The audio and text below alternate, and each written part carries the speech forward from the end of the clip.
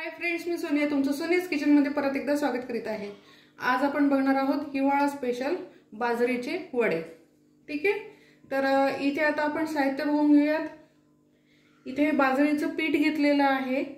ठीक आहे, तर 1.25 वाटी पीठ घेतलेलं आहे। इथे दही घेतलेलं आहे। आता दही आपल्याला 4 चमचे घालायचं आहे। त्यानंतर हिरवी मिरची 5 हिरव्या मिरच्या आणि 7 ते 8 लसणाच्या पाकळ्या असं मी बारीक करून घेतले मिक्सर मधून। मीठ स्वादानुसार, तीळ 1.5 चमचा, ओवा 1 चमचा। त्यानंतर इथे कणिक घेतली गव्हाची, तर ही कणिक मी इथे अर्धी वाटी घेतली आहे। 1.5 वाटी बाजरीचं पीठ आणि अर्धी वाटी गव्हाचं पीठ। एक छोटी जुडी मेथी जी आहे ती निवडून घेतली, त्यानंतर धुवून घेतली 2 पाण्याने आणि बारीक चॉप करून घेतलेली आहे। आणि आपल्याला तेल लागणार आहे तळायला, तर तेल। आता आपण कृती बघूयात। तर सर्वप्रथम परातमध्ये मी जे पीठ होतं बाजरीचं आणि गव्हाचं म्हणजे कणिक हे काढून घेतलंय आणि आता आपण हे सर्वप्रथम कोरडं मिक्स करून घेणार आहे। तीळ, ओवा आणि हे दोघं पीठ। कारण कसं असतं, जेव्हा आपण इतर गोष्टी टाकतो ओल्या तर ते त्यालाच चिपकून जातं आणि एका साईडलाच राहतं, व्यवस्थित मिक्स होत नाही।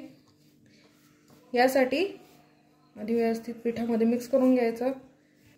त्यानंतर घालते स्वादानुसार मीठ।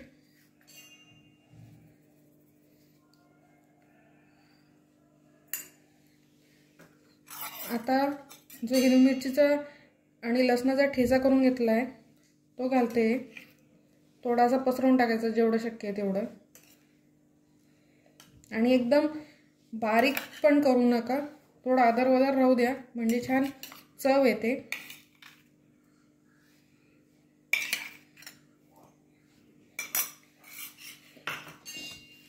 आता घालणार आहे आपण मेथी। तर आता मेथी जी आहे ती जेवढी बसेल तेवढी घालायची, लागत लागत टाकायची मेथी। आता हे मी कोरडं मिक्स करून घेते परत एकदा। आता टाकणार आहे आपण 4 चमचे दही। ठीक आहे, 4 चमचे मी दही टाकते। तुम्ही एक तर फेटून घ्या, नाहीतर मग असं घट्ट टाकलं तरी चालते। आणि आता आपण व्यवस्थित आधी मिक्स करणार आहे आणि मगच पाण्याची गरज असेल तर पाणी टाकणार आहे। आता आपण 4 चमचे तेल टाकणार आहे, कुकिंग ऑइल। ते तेल टाकून घेतल्यानंतर मी व्यवस्थित मळून घेते। तर आपण दही टाकलं आहे ना, तर त्याच्यामुळे सुद्धा व्यवस्थित मळलं जात आहे। आणि जर कधी गरज असेल तरच पाणी टाका, आधी चेक करून घ्या पाण्याची गरज आहे का। नाही पातळ झाले तर मग वडे व्यवस्थित थापता येत नाही। तर मला असं वाटतं थोडं पाण्याची गरज आहे, थोडं पाणी टाकते। सो इथे मी व्यवस्थित गोळा मळून घेतलेला आहे आणि आता हे आपण 10 मिनिटं रेस्ट करू देणार आहे। तोपर्यंत आपण तेल तापत ठेवूयात। सो इथे मी असे छोटे छोटे गोळे बनवून घेतलेले। तर आता काय करायचं, एक प्लास्टिकची पिशवी घ्यायची, पोळपाट घ्यायचा, पोळपाटावर प्लास्टिकची पिशवी घ्यायची, थोडंसं तेल लावलेलं आहे मी। ओके, तर असा हा एक गोळा घ्यायचा, असं सेंटरला ठेवायचा, थोडासा प्रेस करायचा। आता याच्या वरच्या बाजूला सुद्धा मी थोडंसं तेल लावून घेतलेलं आहे आणि अशी प्लास्टिकची पिशवी ठेवायची आणि असं हाताने प्रेस करायचं सगळीकडून। आता आपल्याला जास्त पातळ पण नाही करायचं आहे आणि जास्त जाड पण नाही ठेवायचं आहे, मध्यम करायचं आहे।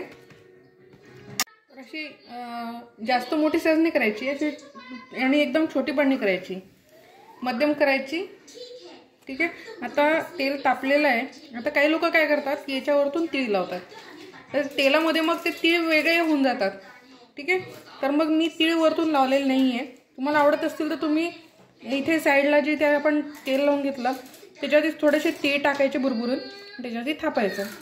आता तेलामध्ये मी हे तळून घेते व्यवस्थित, ते सोडायचे आणि हाय टू मीडियम फ्लेमवरती तळून घ्यायचे दोघं साईडने व्यवस्थित।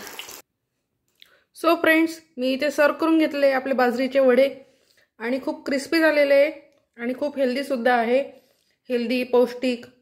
आणि हे जे आहे हिवाळ्यामध्ये उत्तम आहे, कारण की सर्व गरम पदार्थ आपण याच्यामध्ये टाकलेले आहेत, जसं एक तीळ, बाजरी तर गरमच असते, मेथीसुद्धा.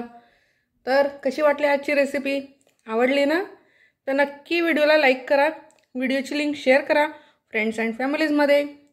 आणि जर कधी तुम्ही चॅनलला सबस्क्राईब केलेलं नसेल तर चॅनलला सबस्क्राईब करा. मस्त खा, स्वस्त राहा. परत भेटू नवीन रेसिपीसोबत. तोपर्यंत बाय.